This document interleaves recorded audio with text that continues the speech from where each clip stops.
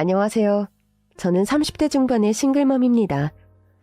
딸아이 한 명을 키우며 살아가고 있는데 올해 10살이 되는 딸아이는 제 삶의 전부이자 등불과도 같은 존재이죠. 남편과 이혼해서 싱글맘은 아니고 불의의 사고로 남편과는 10여 년 전 사별하였습니다. 그 후로 쭉 재혼은 하지 않고 저는 옷가게를 운영하면서 딸아이를 키우고 있습니다. 딸아이에게 아빠의 빈자리가 큰 것이 사실이고 저 역시 부모님이 안 계신 처지에 홀로 딸을 키우며 산다는 것이 눅눅치 않은 일임은 분명합니다. 그럼에도 제가 재혼 생각이 아직까지 전혀 없는 이유는 남편에 대한 절절한 그리움 때문이에요. 저와 남편은 정말로 금술이 좋은 부부였고 누구보다 뜨거운 연애 끝에 결혼에 꼴이 난 케이스였습니다. 사실 남편과 결혼하는 데에는 여러 우여곡절이 많았습니다. 일단 결혼하겠다고 저와 남편이 선언했을 당시 시댁의 반대가 극심했습니다. 나이도 어린데 지금 꼭 결혼을 서둘러야 하는 이유가 뭐니? 양친 부모 다 안 계시다면서 우리 서준이보다는 아가씨 역시 좀 더 안정되고 기반이 잡힌 남자를 만나는 게 훨씬 나을 것 같은데. 저는 조건이나 돈 보고 서준 씨를 사랑한 게 아니에요. 함께 있으면 너무 행복하고 서준 씨나 나나 서로 함께 평생 살고 싶어서 결혼을 결심한 겁니다. 제가 많이 부족하지만 부디 허락해 주세요. 아니, 똑똑해 보이는 아가씨가 왜 이렇게 말귀를 못 알아먹어? 우리 서준이한테 아가씨는 어울리는 사람이 아니야. 아가씨는 젊고 예쁘니까 더 괜찮은 남자 만날 수 있다는데도 왜 하필 우리 서준이를 그렇게 욕심내? 너무 사랑해서요. 너무 사랑해서 그래요. 제가 부모님 안 계셔서 반대하신다는 거 들어서 알고 있어요. 그래도 제가 태어날 때부터 고아도 아니었고 제가 어릴 때 부모님께서 교통사고로 돌아가셔서 그만. 대신 고모님 내외분이 저를 자식으로 거둬서 키워주셨어요. 누가 아가씨 부모님 없어서 반대한대? 다 우리 집안에도 그럴 만한 사정이 있어서 그런 거야. 딱 봐도 우리 서준이한테 어울리는 짝이 아닌데 왜 그렇게 고집을 부려? 엄마, 말도 안 되는 핑계 그만 대시고 결혼 반대 그만하세요. 누가 뭐라고 해도 저는 지숙이하고 결혼할 거니까요. 이런 식으로 억지 부리면서 계속 결혼 반대하면 저 엄마 아버지랑 연 끊고 살 테니까 그리 아세요. 남편은 그렇게 초강수를 두어가면서까지 저와의 결혼을 강행했었습니다.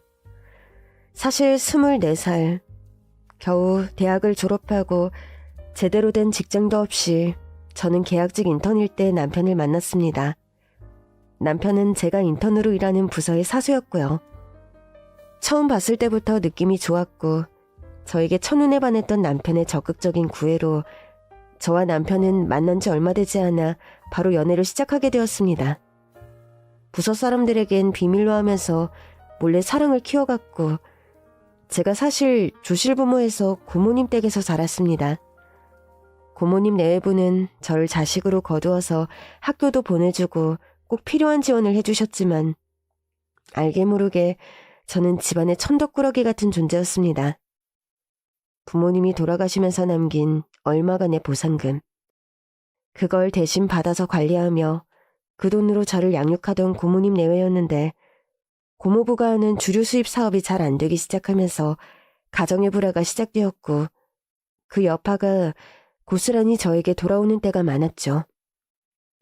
우리 형편에 솔직히 아무리 지숙이가 불쌍하다지만 먹이고 입히고 학교 보내고 그 돈이 만만치 않은 돈이라는 거 당신 몰라? 난 당신 호까지 걷어서 키우느라 허리가 비는데 여편네가 되어서 당신이 집구석에서 하는 게 대체 뭐야? 아니, 지금 그게 말이야 막걸리야? 당신 양심이 있으면 나한테 그런 말 하면 안 되지. 솔직히 지숙이 부모 저 세상 가면서 나온 보상금 그거 절반은 당신 사업자금으로 들어갔어. 갈 곳 없는 불쌍한 지숙이 걷어서 돈 들어간다고 당신이 생색낼 일이 아니지. 애초에 주류사업 지숙이 부모 잘못되고 나온 보상금 아니었음. 시작도 하지도 못했을 인간이. 뭐라고? 그래서 지금 평생을 거진 갓난 아기 때부터 이날 이때껏 지숙이 거둬온 내 노고를 맹탕 무시한다는 거야? 암튼 양심이라고는 없는 뻔뻔한 집구서가 아니랄까봐. 아니, 조실 부모에서 혼자 된 불쌍한 조카 한 집에 거두는 게 뭐 그렇게 뻔뻔하단 소리를 들을 일이야. 당신이야말로 어떻게 인두껍을 쓰고 사람이 그렇게 못돼 처먹었니? 설령 지숙이가 보상금이고 뭐고 한 푼도 없었다 해도 고모가 돼서 그냥 모른 척 하라는 거니? 보상금까지 받아서 사업자금으로 꽂아섰으면 내 앞에서 지숙이 거두는 유세는 부리지 말아야지. 길 가는 사람들 아무나 붙잡고 한번 물어봐라. 꼴랑 그 보상금 받고 내가 낳은 자식도 아닌데 평생 한 집에서 키우겠는가? 열에 아홉 돈 안 받고 거두지 않겠다고 할 거다. 아휴, 내가 너 같은 걸 남편이라고. 당신 같은 사람을 100년 해로할 남편감으로 점찍은 내 눈이 원망스럽다 정말. 그렇게 저 때문에 고모와 고모부는 부부싸움을 하는 날이 많았습니다. 그렇게 큰 대저택도 아닌 조그만 집에 함께 살면서 그런 싸움을 하실 때마다 저는 고스란히 그 모든 이야기를 들어야 했고,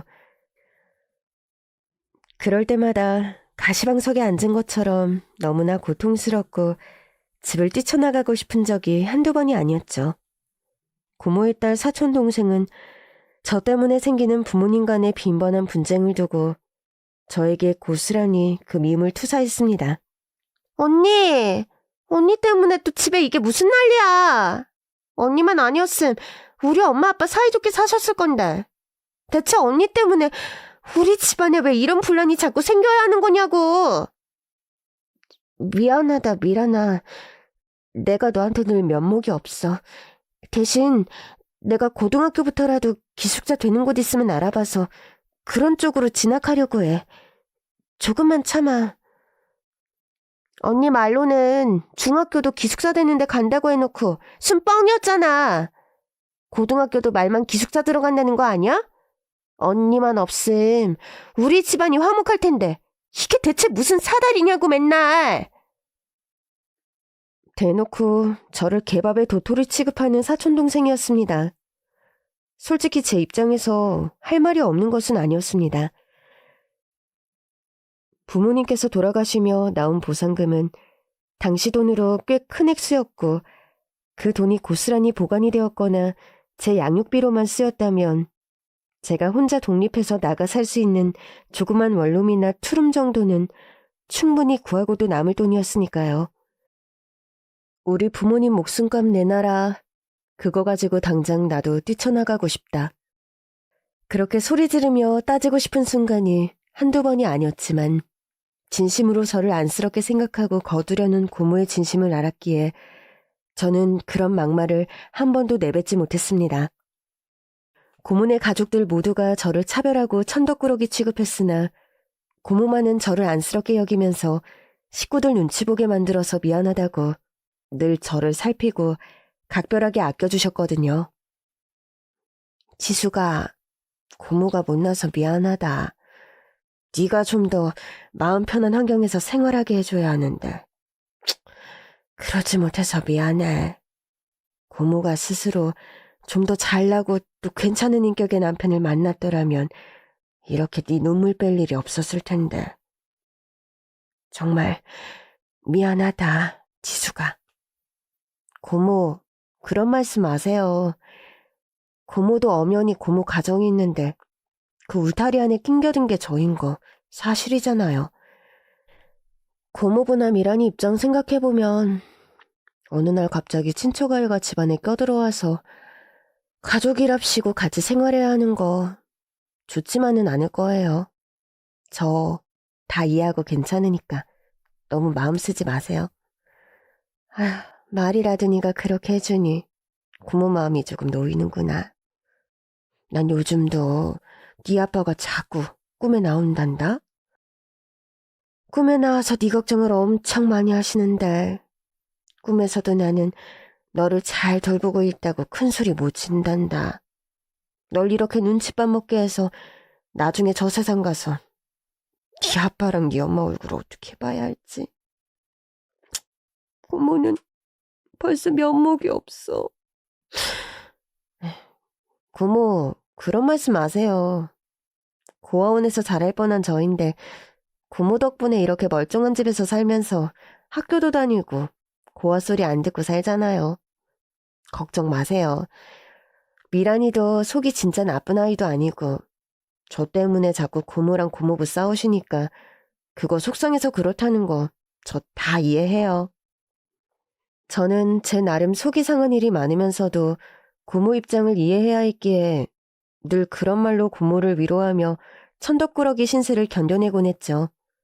그런 유년기와 사춘기 시절을 보낸 터여서 저는 누구보다 빨리 저만의 따뜻한 가정의 울타리를 만들고 싶다는 열망이 강했습니다. 해서 남편과 연애를 하고 이 사람이다 싶은 확신이 들었을 때 저는 미루지 않고 빨리 결혼하고 싶었던 거고요. 남편과 사귀고 관계가 깊어지면서 저의 이런 가정사를 다 듣고 난 뒤 지숙이 네가 그렇게 불쌍하게 큰 줄 몰랐어. 엄마 아빠는 얼마나 보고 싶었을 거고 또 얼마나 외로운 순간들이 많았을까? 이젠 너 서러운 일 당하게 절대 안 만들 거야. 고모 집에서 너 당장 나와. 눈치밥 그만 먹고 이젠 나하고 행복하게 살자. 그렇게 남편은 저의 외로움과 아픔을 누구보다 잘 이해해주면서 빨리 결혼하자고 가진 것은 많이 없지만 서툴더라도 우리만의 가정을 빨리 일구자고 남자답게 저를 이끌어주었습니다. 저 역시 너무나 바라던 바였으므로 저는 남편 역시 당시 사회초년생이었으나 가진 것도 별로 없는 상태에서 그리고 시댁이 그렇게 반대하던 결혼을 강행하게 되었던 거였죠. 너는 우리 집안과 어울리지 않는 여자다. 내 아들과의 결혼을 절대 허락할 수 없다. 시댁에서 결혼을 반대하는 사유는 딱 이것이었고 시댁에서는 끝까지 저를 며느리로 인정하려고 하지 않으셔서 남편은 결국 시댁 식구들과 절연하며 저와 결혼식을 올렸습니다. 당연히 결혼하면서 경제적인 지원을 받을 수도 없어서 저희 부부는 조그만 반지하 투룸에서 신혼살림을 시작했었죠. 가진 거 하나 없고 넉넉지 않은 살림이었지만 저는 남편과 결혼하고서의 그 1년 동안의 생활이 제가 태어나 살아온 어떤 순간보다 행복했다고 말하고 싶습니다. 제가 머리하얀 할머니가 되어서 이 세상을 떠나는 순간 내게 누군가 살면서 가장 행복한 때가 언제였냐 물어도 제 대답은 마찬가지일 거예요. 그렇게 행복한 신혼생활을 하면서 저는 결혼한 지 얼마 안 되어 바로 임신이 되었고 귀여운 딸아이를 출산했습니다. 그런데 딸아이가 100일을 넘기던 즈음에서 남편에게 원인을 알 수 없는 우울증이 찾아왔습니다. 처음엔 불면증으로 시작된 남편의 우울증은 날이 갈수록 심해지기만 했어요. 여보, 어젯밤에도 잠을 한숨도 못 잤어? 그렇게 약국에서 피로회복제 사 먹을 게 아니라 정신과에 한번 가서 제대로 검사를 받아보는 게 어때요? 이 정도 불면증 가지고 무슨 정신과식이나. 내가 요사이 회사 일로 스트레스를 좀 많이 받아서 그런 거니까 당신은 너무 신경 쓰지 마. 그렇게 대충 얼버무리며 자신의 증상을 이상하게 숨기려 드는 남편이었습니다. 가만 보면 잠도 통 자지 못하고 입맛이 없는지 식욕도 줄고 안 먹던 술까지 입에 대기 시작하는 남편이었죠. 저는 그때 저대로 젖먹이 갓난아기를 홀로 돌보느라 남편의 상태를 세세하게 살필 여력이 되지 못했죠. 저희 딸아이가 잠투정이 또 원체 심해서 재우려면 서너 시간 넘게 팔에 안았다 등에 업었다 반복하며 왔다 갔다 해야 하는 통에 솔직히 체력적으로 남편을 보살필 에너지 자체가 저에게 없던 시절이었죠. 지금 생각하면 아기 돌보느라 남편에게 너무 무심했던 제 자신이 많이 자책이 되고 후회가 됩니다.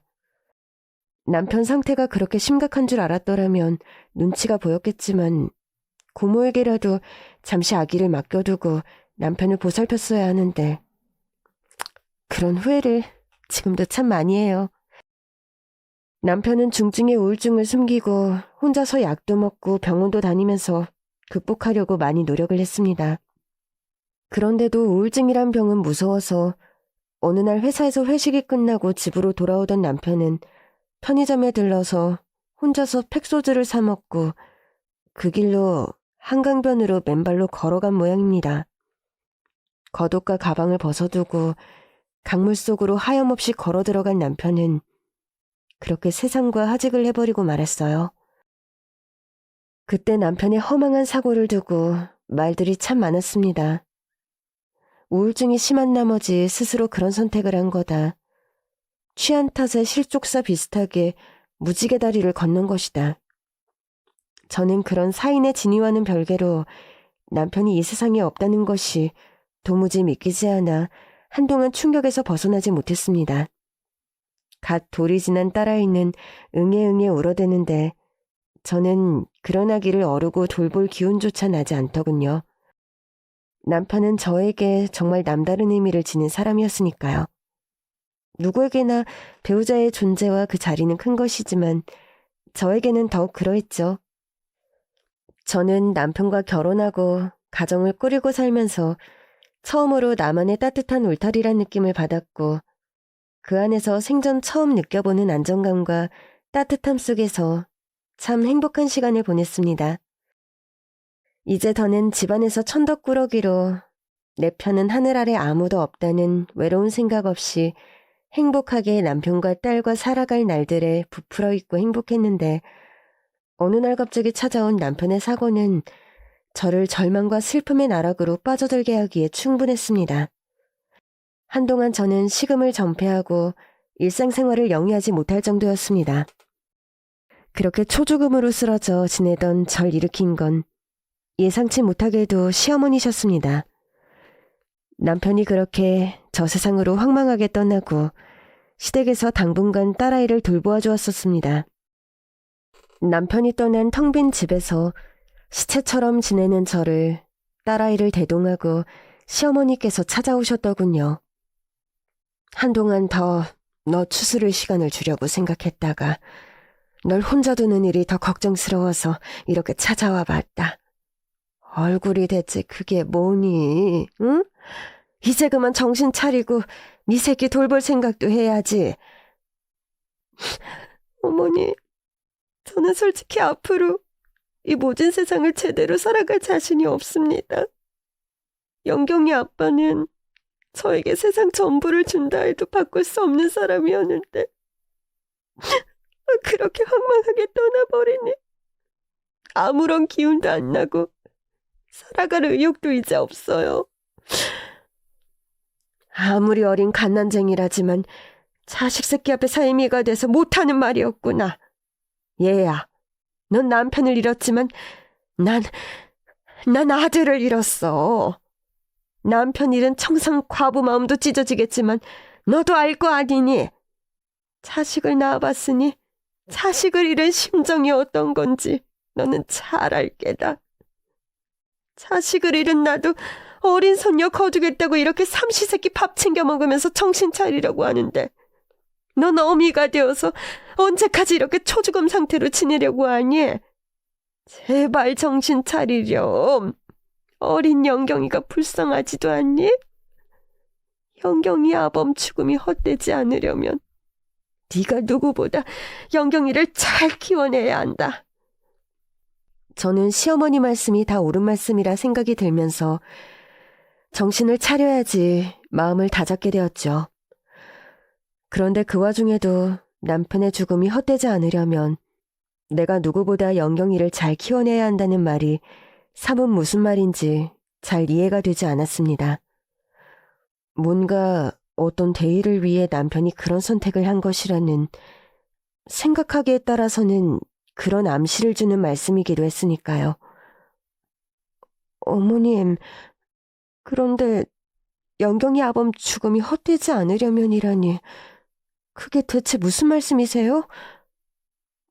제가 모르는 무슨 다른 이유라도 있어서 그런 말씀을 하시는 건가요? 아니다. 내가 무슨 다른 이유가 있어서 그렇다든? 내가 원체 너희들 결혼할 때 반대해서 한동안 영경이 아범이 나와 네 시아버지 왕래조차 안 하고 살았는데 그게 마음에 걸려서 그냥 한 소리다. 그렇게 말씀하시는 시어머니셨고 저도 더 이상 시어머니께 따져묻지는 않았습니다.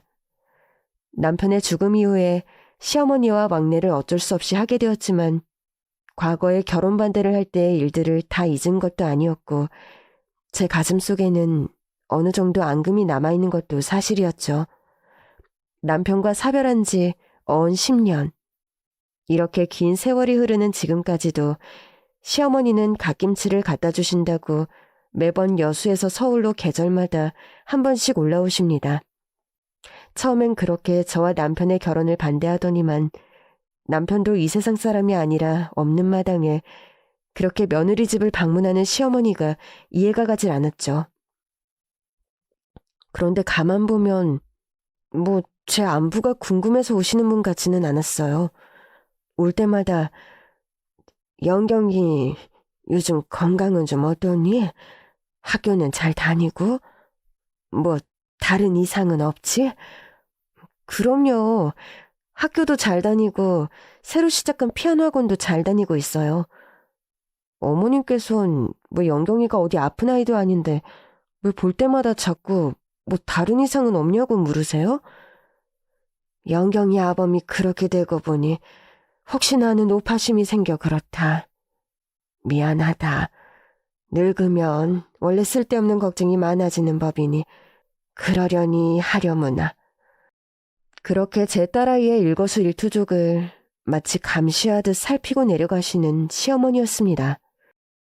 저는 열등감인지 몰라도 제가 부모님 슬하에서 큰 것이 아니어서 제가 딸아이에게 엄마 노릇을 제대로 못하는 것은 아닌가 체크하고 감시하는 것이라고 생각이 들 때가 있어 불쾌할 때가 좀 있었지만 대놓고 이런 감정을 드러내지는 못했습니다. 남편의 빈자리를 저 못지않게 그리워하고 애달파하시는 시어머니의 심정을 알았고 누구보다 남편의 외모를 붕어빵처럼 틀에 박힌 듯 똑 닮은 딸아이를 보며 일찍 세상을 떠난 아들에 대한 그리움을 달래신다는 것을 저는 알고 있었기 때문이죠. 저는 딱히 살면서 재혼 생각이 없었기 때문에 가끔 제의가 들어오는 소개팅 비슷한 자리도 일체 나가질 않았답니다. 딸아이가 커가는 마당에 새로 가정을 꾸렸다가 괜히 제가 유년 시절에 겪었던 가정불화 비슷한 것이라도 생기게 되면 딸아이가 받을 상처가 감당이 되지 않을 것이란 걸 알았기에 애초에 그런 시도조차 하지 말자 하는 주의였죠. 그런데 인연이란 것이, 운명이란 것이 그렇게 제가 마음먹은 대로만 흘러가는 것이 아니더군요. 제가 옷가게를 운영하는데 의류 쪽에서 도매업을 하는 오래된 사업 파트너 한 명이 있었습니다. 김 사장이라 불리는 그 남자는 매너가 깍듯하고 사업성의 신뢰도 두터워서 업계에서 평판이 좋은 사람이었는데 어느 날 사업차 잔금을 처리하고 자리를 떠나려는 저에게 대뜸 진지하게 고백을 하더군요. 지숙씨만 괜찮다면 우리 좀 진지하게 만나보는 게 어떻겠어요? 전 솔직히 지숙씨를 처음 본 순간부터 제 여자다 하는 확신이 있었습니다. 이런 말씀 지숙씨는 이상하게 들리실진 모르지만 제 느낌은 그때나 지금이나 확고합니다. 그리고 지숙씨 딸아이에게도 좋은 아빠가 될 자신이 있고요. 제대로 만남을 시작한 것도 아닌 상황에서 그런 말을 너무 호언장담하는 그 사람이 처음엔 신뢰가 가지 않았습니다. 그래서 저는 그런 제의를 거절했는데 지극정성으로 저에게 애정공세를 벌이는 그 사람에게 어느 날부터인가 저도 마음이 조금씩 기울기 시작하더군요. 그리고 관계가 진전될수록 그 사람이 제 딸아이에게 보이는 정성과 애정에 저는 많이 감동했습니다. 옷가게를 운영하는 저는 주말이면 더 바쁜 편이어서 딸아이와 어디 멀리 놀러가거나 즐거운 시간을 보내는데 할애할 시간이 적은 편이었죠. 그 사람은 의류 유통을 하는 사람이라 주말에도 시간을 얼마든지 낼 수 있었는데 바쁜 저를 대신해서 딸아이를 데리고 놀이공원에도 가고 아는 친구 부부들과 동반으로 딸아이를 동행해서 딸아이가 좋아하는 캠핑도 데리고 가고 저보다 딸아이와 더 먼저 친해졌다고 해도 과언이 아닐 정도로 그 남자는 좋은 아빠가 되기 위한 노력을 몸소 보여주는 사람이었죠. 본인은 한 번 이혼한 이력이 있었지만 슬아의 아이도 없었는데 그렇게 아이와 잘 놀아주고 아빠 역할에 정성을 다하는 모습이 솔직히 고맙고 감동스러웠습니다. 저는 그런 그의 모습에 마음을 차츰 열게 되었고 결국 재혼을 결심하게 되었어요. 시어머니께도 재혼 사실을 알려야지 마음먹고 있던 저는 전화를 걸어서 시어머니께 저의 재혼 계획을 솔직하게 말씀드렸습니다. 며칠 후 시어머니께서는 평소처럼 갓김치를 싸들고 저희 집을 방문하셨더군요. 어머님, 이렇게 매번 김치 안 갖다 주셔도 괜찮다니까요. 갓김치는 파는 게 맛도 없고 너나 영경이나 잘 먹으니까 내가 만들어 오는 건데 뭐 어떠니? 그리고 이렇게 갓김치 싸들고 널 찾아올 날도 얼마 안 남았고. 어머님, 오늘 너한테 전해줄 게 있어서 더 올라왔다. 지난 일 다 잊고 이제 영경이하고 그 새 출발하는 사람하고 같이 행복하게 살아라. 제가 재혼하는 날 원래는 건네주시려다가 그 자리에 본인이 가지 않는 것이 나을 것 같다면서 저에게 꼬깃꼬깃한 쪽지 한 장을 건네주시는 시어머니였습니다. 어머님, 이 쪽지가 대체 뭐예요? 더 물을 것도 없고 나 가거든 천천히 읽어보렴. 언제든 너에게 꼭 한 번은 풀어내야 할 이야기들이었는데 이참에 더는 미루지 말고 얘기해야 할 것 같아서. 그런데 차마 입이 잘 안 떨어지는 얘기들이라 서툰 글솜씨지만 내가 종이에 적어왔으니 나중에 읽어보거라. 그렇게 말씀하시곤 뒤도 안 돌아보고 가버리시는 시어머니셨습니다. 저는 도대체 무슨 사연이길래 이런 쪽지를 따로 전해주시는 건가 싶어 시어머님을 배웅하자마자 그 쪽지를 펴서 읽기 시작했죠. 그런데요, 그 쪽지를 보고 저는 대성통곡을 하고 말았습니다. 쪽지에 구구절절 적혀있는 사연은 다음과 같았습니다.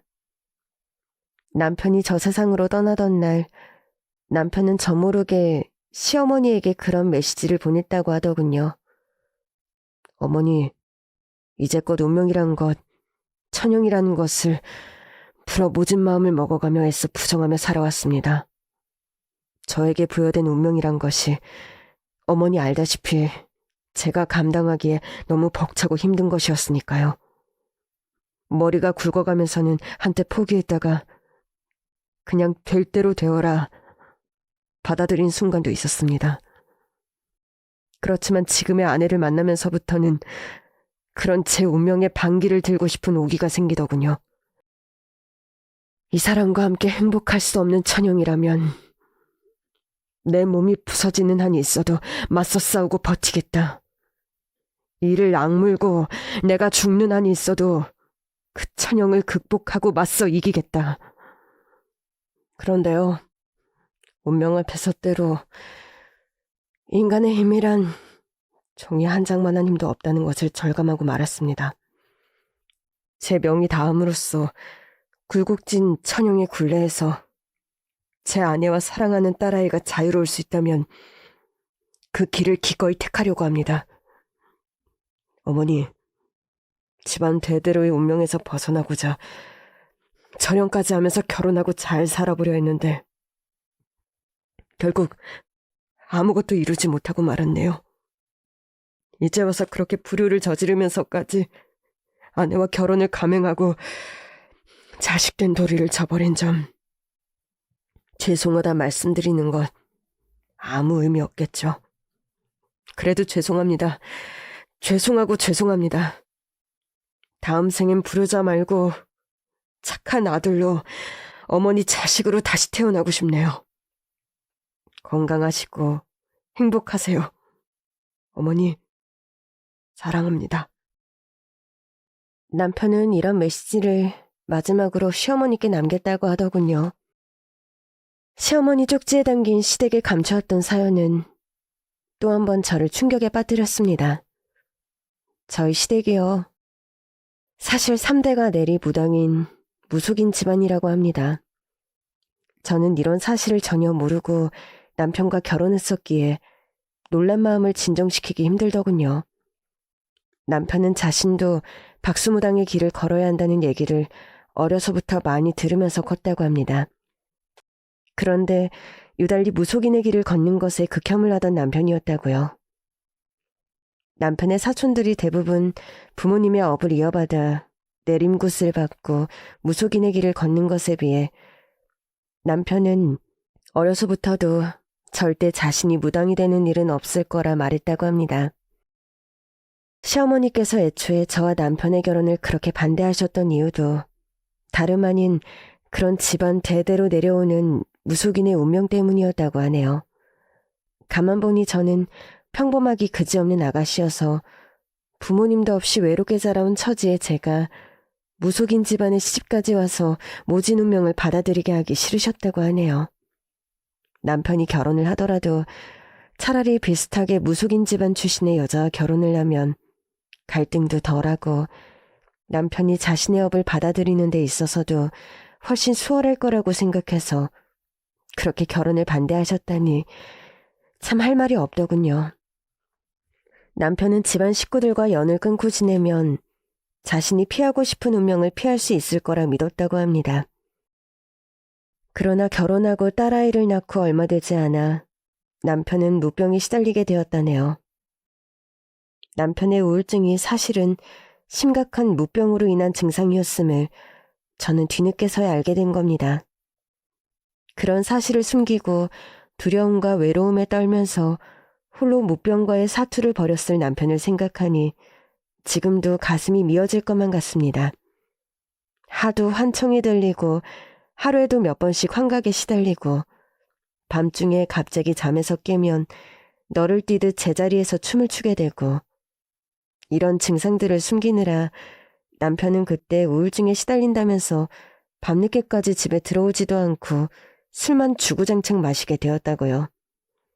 병원에 가봐도 아무런 개선이 없고 자신이 지독한 무병에 걸렸음을 알게 된 남편은 시댁의 본가를 찾았다고 합니다.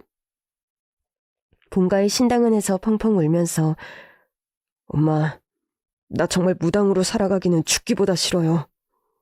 무당 자식은 왜 꼭 무당으로 살아가야 하는 건데 나 정말 박수무당 안 하고 살아갈 방도는 없는 거예요? 예? 얘야, 예미가 죄인이다. 네가 이렇게 괴로워하는 걸 보니까 모든 업보가 다 애미 탓이란 생각이 들어. 넌 아무 잘못이 없다. 무당 애미와 아버지를 둔 죄밖에는. 넌 언제까지 네 운명을 그렇게 거스르고 살 생각이냐? 무당 자식이 무당을 안 하면 목숨 부지하기가 쉬운 줄 아느냐?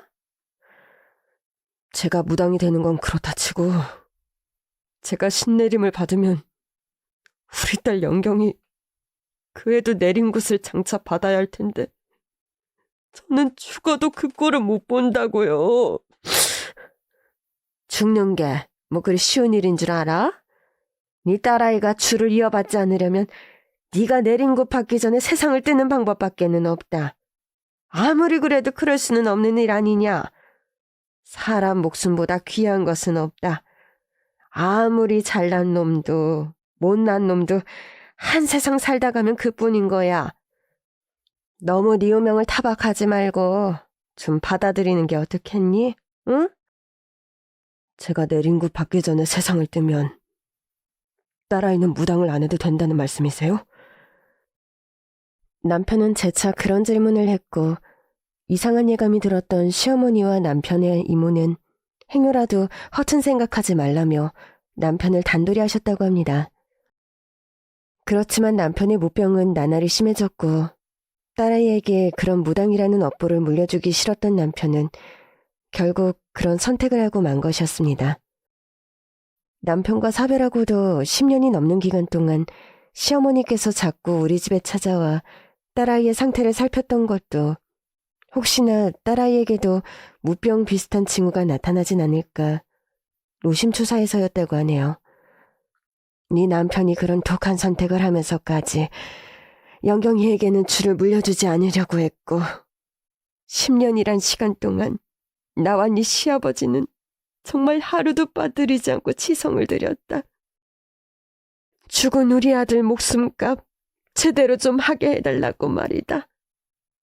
그 불쌍한 녀석이 그렇게 황망하게 무지개 다리를 건넜으니 제발 우리 손녀딸은 집안의 과업에서 벗어나게 해달라고.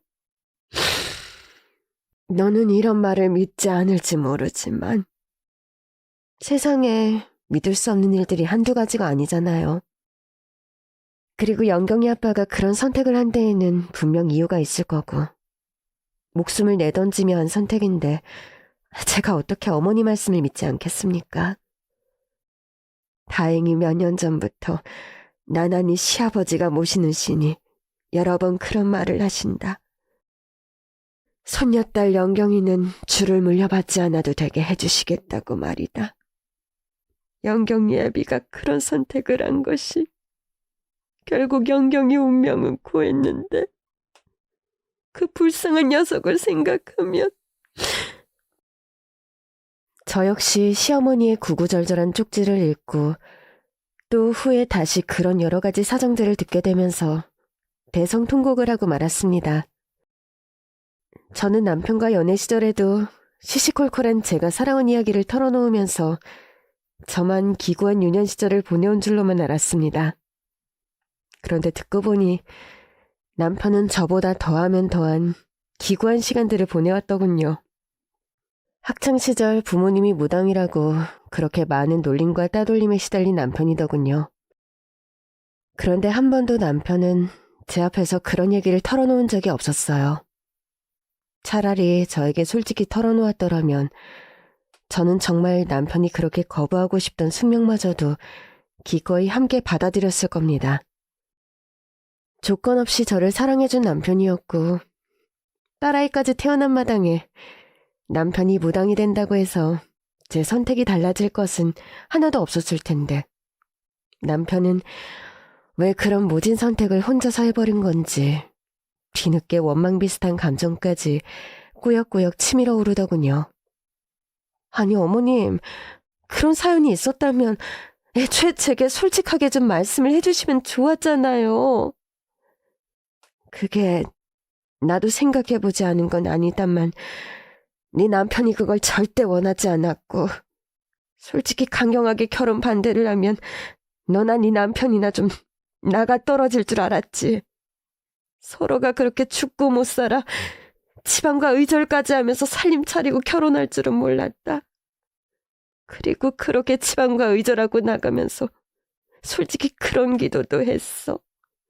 네 남편이 우리와 연을 끊고 살면서 무업을 이어받지 않아도 된다면, 그게 가능하다면 그 역시 내가 바라는 바였으니 나와 네 시아버지는 그저 열심히 치성드리고 기도만 드렸다. 우리 집안에서 나간 아이니 신내림의 운명에서 벗어나게 해달라고 말이다. 저는 그런 줄도 모르고 그냥 제가 부모 없이 자라서 절 반대하시는 줄 알았잖아요. 게다가 영경이 아빠가 무병에 시달리는 줄도 모르고 우울증이라고 병원 가서 약 타 먹으라고 타박하던 일을 생각하면 정말 너도 몰라서 그리 행동한 거니 그만 자책하고 지난 일은 다 잊고 영경이 아범 죽음이 헛되지 않도록 모쪼록 영경이와 새 출발한다는 그 사랑과 남은 인생 잘 살거라. 그렇게 울먹거리는 목소리로 마지막 인사를 하는 시어머니셨습니다. 그렇게 목숨 걸고 온 집안이 10년 넘게 치성을 들이며 딸아이의 안녕을 기원했다고 하니 저는 할 말이 없더군요. 어떤 것도 따지고 싶지 않고 원망하고 싶은 기분도 들지 않았습니다. 그렇게 제가 재혼하기 직전에 시어머니로부터 시댁에 숨겨진 전사를 들은 이후 저는 지금의 남편과 재혼을 하게 되었고 문제없는 행복한 결혼 생활을 영위 중입니다. 재혼한 남편은 누구보다 가정적이고 성실한 사람이라서 좋은 아빠, 좋은 남편의 역할을 톡톡히 하는 사람이거든요. 결혼 전에도 그랬듯이 남편은 딸아이에게 참 자상한 아빠 노릇을 해준답니다. 아이 학예회나 발표회가 있는 날에는 저보다 더 들떠서 사진기를 준비하고 깔끔하게 단장해서 아이 학교에 찾아가는 사람이죠. 그런 그의 고마움과 깊은 사랑을 알기에 저도 남편에게 잘하려고 많이 노력하는 편입니다. 재혼하고 나서는 예전의 시댁과 거의 연락이 끊기다시피 하며 살고 있었지요. 그러던 어느 날 저는 아이 아빠의 기일 날 문득 생각이 나서 예전 시댁을 찾아간 적이 있었습니다. 시어머니께서는 그런 저를 보시더니 얘야, 이젠 네가 우리 집을 찾아오지 않았으면 좋겠다. 아니 어머님, 제가 찾아오는 게 그렇게 싫으세요? 영경이 아빠 기일이라 찾아온 건데 그렇게 말씀하시면 솔직히 제가 좀 서운합니다. 네가 서운해도 어쩔 수 없어. 영경이 미래를 생각하면 노파심일지 모르지만 영경이는 무숙인의 피를 어쨌든 물려받은 아이라 우리 집안과 거리를 두고 사는 것이 영경이에게 좋을 듯 싶구나. 영경이에 비해 그런 모진 선택과 나와 영경이 할아버지의 부단한 치성으로 영경이는 우리 집안의 숙명과도 같은 업을 피했지만 그래도 나는 늘 불안한 마음이 한구석에 있단다. 그러니 더는 나를 찾아오지 말거라. 제가 혼자 사는 처지도 아니고 게다가 재혼해서 새살림을 꾸려 살아가는 마당에 여러 가지로 이제 얼굴 보고 사는 인사치레 하지 말자고 완곡하게 말씀하시는 시어머니셨죠. 고민 끝에 망설이다 어떤 심정으로 하시는 말씀인지 잘 알았기에 저는 그러겠다고 대꾸하고는 다시는 시댁을 찾아가지 않았습니다. 그렇게 세월이 흘러서 딸아이는 무사히 고등학교, 대학교를 졸업하고 어엿한 회사원이 되었습니다. 딸아이는 공부를 제법 잘해서 서울의 명문대학을 우수한 성적으로 졸업했어요. 그리고 이름만 대면 누구나 아는 대기업에 취직이 된 거였죠. 이런 좋은 소식의 고비마다 저는 딸아이 친할머니, 예전 시댁에 연락하고 싶은 마음이 굴뚝 같았지만 마지막 만남에서의 시어머니 말씀을 떠올리면서 마음을 접곤 했습니다. 딸아이는 여전히 자신의 친아빠가 어떤 사연으로 저 세상으로 떠나는지 잘 모릅니다. 그저 우울증이 심했었고 다른 지병이 있어서 좀 일찍 돌아가신 것으로 알고 있죠. 한때 사실을 말해줘야 할까, 언젠가는 딸아이에게 진실을 말해줘야 하지 않을까 생각한 적도 있습니다. 오랜 세월 제가 고민하며 내린 결론은 굳이 딸아이에게 아픈 진실을 토해낼 필요는 없을 것 같다. 현재까지 무리 없이 일상적이고 평범한 인생을 살아가는 딸아이에게 긁어 부스럼의 상처를 만들어서 무엇하리. 그런 결론을 내렸죠. 재혼한 남편과 무탈하게 행복한 결혼 생활을 하면서도 제 마음속에 자리한 아이 아빠에 대한 그리움은 여전히 그대로 자리하고 있습니다. 사람이 살다가 세상을 떠나면 그 사람의 육신이나 흔적은 사라져도 그 사람에 대한 추억은 고스란히 마음속에 남는다고 하잖아요. 일찍 세상을 떠난 아이 아빠가 저에게는 그러한 존재입니다. 딸아이는 어렵게 들어간 회사에 적응을 잘했고 차곡차곡 승진도 잘해 다음 달이면 벌써 차장직함을 단다고 하네요. 일만 하면서 노처녀가 되면 어떡하나 고민이 좀 되었었는데 최근에는 사내연애 비슷한 것을 하는 모양이더라고요. 얘기를 듣자 하니 건실하고 좋은 남자인 것 같아서 딸아이도 결혼도 하고 따뜻한 가정을 빨리 꾸렸으면 하는 소망을 가지고 있습니다. 딸아이에게 남자친구가 있다는 소리를 들은 날 저는 불현듯 과거에 제가 인턴 사원으로 일하며 남편을 만났던 때가 떠오르더군요. 식구들에게는 아무런 말도 하지 않고 아침부터 남편 산소를 찾아갈 채비를 했죠. 당신 우리 약속 있어? 아침부터 화장하고 어딜 그렇게 가려고 준비하나? 동창 애들이랑 가까운 데 드라이브 다녀오기로 했어. 근처에 산이 있어서 올라갈 수도 있다 해서 운동화 신고 가려고. 저는 그렇게 대충 둘러대고 일찍 집을 나섰습니다. 사실 딸아이의 친아빠 산소를 찾아가는 날에는 늘 그렇게 거짓말을 하고 집을 나서는 저였죠. 지금의 남편이 아무리 이해심이 많은 사람이라지만 그런 상황까지 솔직하게 말해야 할 필요는 없고 선의의 거짓말이 필요한 순간도 살다 보면 찾아오는 법이니까요. 남편에게 그렇게 둘러대고 출근한 딸아이에게도 굳이 말하지 않고 아주 오랜만에 남편의 산소를 찾아갔습니다. 남편의 산소는 경기도 외곽에 아주 깊은 산골짜기에 자리하고 있어요. 그래도 햇빛도 잘 들고 경치도 좋은 곳이어서 남편이 혼자 쉬기에 나쁘지는 않겠구나. 그런 생각이 드는 곳이죠. 남편이 생전에 좋아하던 과자와 믹스커피 따위를 사들고 산소를 찾아가는 길. 청명한 산새 소리가 귓가에 지저귀고 오랜만에 힐링하는 기분도 들었습니다. 공기도 좋고 풍광도 좋은 길인데 다음번에는 딸아이를 데리고 와야겠거니 그렇게 생각하며 한참 산길을 올라갔죠. 산소를 찾아가는 길이 조금 오르막인 편이라 숨을 좀 헉헉대며 올라갔는데 가보니까 익숙한 뒷모습의 나이든 할머니가 무덤의 잡초를 한참이나 다듬고 있더군요.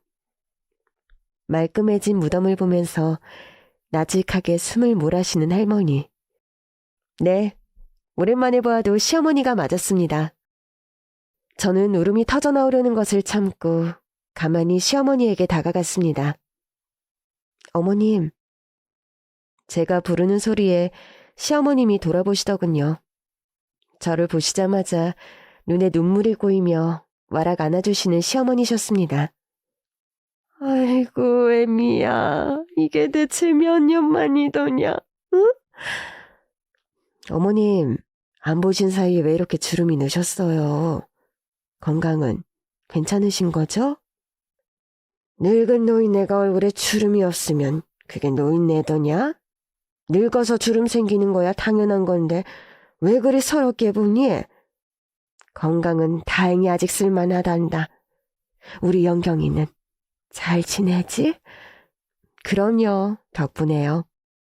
영경이 아빠랑 어머님 정성 덕분에 여태 영경이는 무탈하게 잘 지내고 있어요. 명문대학 졸업하고 대기업에 취직도 하고 최근에는 남자친구도 생겼고요. 그거 봐라. 우리 영경이는 아무 탈 없이 잘 살 거라고 내가 말했잖니.